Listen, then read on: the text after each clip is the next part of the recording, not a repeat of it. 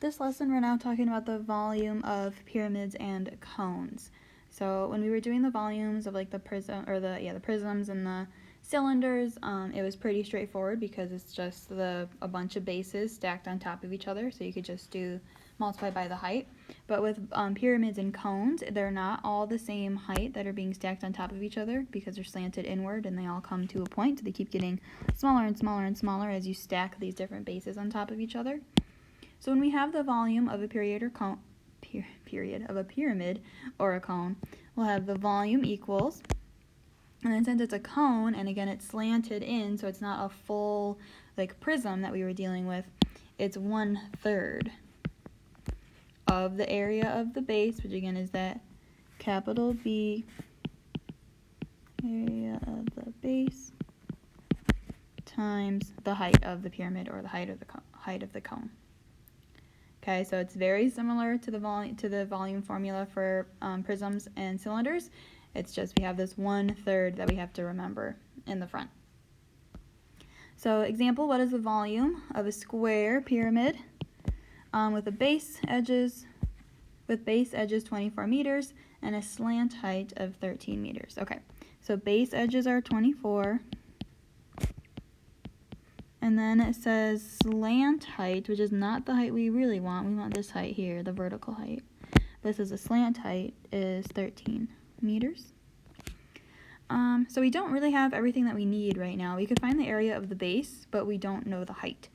However, since we know the slant height, we have this little right triangle here. And since the height goes to the middle, so since this whole side is 24, that means this half of it would be 12. And so we can use this right triangle to help us find the value of that height. So we'll have the height squared plus 12 squared equals 13 squared. And then we just solve for h. So we'll have h squared plus 144 equals 169. And we subtract 144 from both sides. We'll get h squared equals 25, which means our height is 5. Okay, so now we know everything we need in order to get the volume of this pyramid. So if the volume equals 1/3 times the area of the base times the height. So we'll have 1/3 times the area of the base, which is 24 times 24, right, if we want that bottom base. Or you could do 24 squared if you want, that works too. And then times our height, which is 5. And then, so all of those are being multiplied together, and when you multiply, you should get 960 meters cubed, because we're dealing with volume. Okay, so this one, again, just a little extra step where you have to use the Pythagorean theorem, our old friend, to find the height. Okay, number 2, a small child's TP is 6 feet high and has a volume of 77 feet cubed. What is the diameter of the base? Okay, so we're trying to find the diameter, but we know the volume. So the volume formula for a cone is 1/3 times the area of the base times the height, which if we rewrite that in terms of the area of the base, we'll have 1/3 times in the area of the base. The base is a circle, so it'll be the pi r squared. So 1/3 times pi times r squared, and then times the height. Right, because this pi r squared is just the area of our base. So now we can plug in what we know. So we know the volume is 77. 1/3 times pi. We don't know the radius. That's what we're going to try to find to help us get the diameter. But we do know the height is 6. Okay, so now it's just a matter of solving for r. So we have the 1/3, the 6, and the pi that we have to get rid of. So you have two options. Again, you could take all 3 of these, the 1/3, the pi, and the 6, and multiply them all together first, and then try to get it all over to the other side, or you can do each individually. I'm going to multiply them all together now, and then get r by itself. So when we do 1/3, and then use the pi button in our calculator, so 1/3 times pi times 6, we get, so we'll have 77 equals 6.28 r squared. And then we just divide both sides by 6.28. Come up over here. So 77 divided by 6.28 gives us 12.26 equals r squared. And now r is just being squared, so to get r by itself, we take the square root of both sides.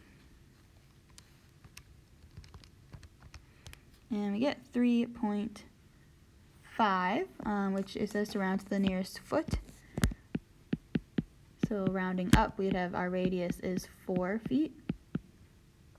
Actually, we're not looking for the radius though, we're looking for the diameter.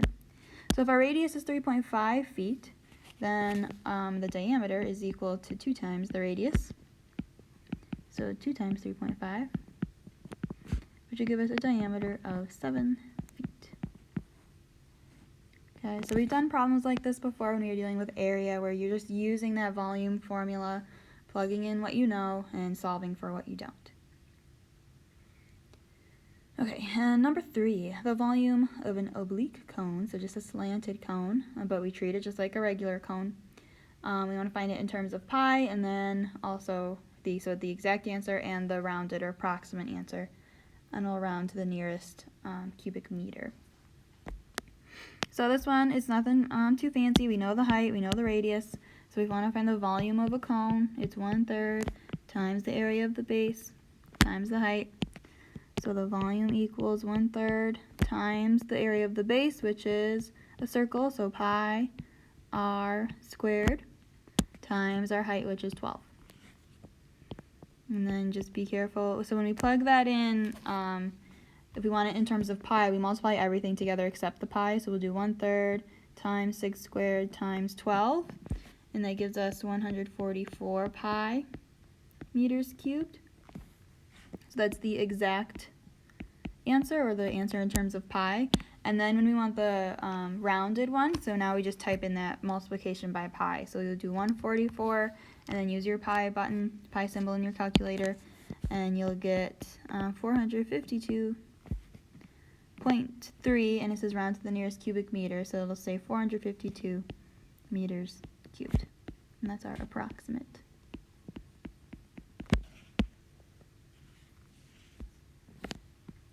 Alright, so there'll be a couple quick check questions and then a self-assessment. Bring any questions you have to the Google Meet.